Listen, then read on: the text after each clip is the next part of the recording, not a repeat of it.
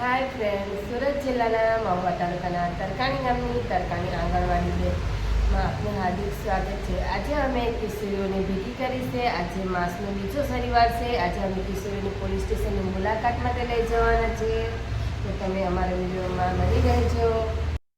આજે અમે કાનૂની અંગેની સમજ આપવાના છે, હેલ્પલાઇનની નંબરની સમજ આપવાના છે, પોલીસ સાહેબની મુલાકાત લેવાના છે. આપણને કોઈ હેરાનગતિ કરતી હોય તો આપણો ગુનો કાં નોંધાવવામાં આવે એની સમજ આપવાના છે.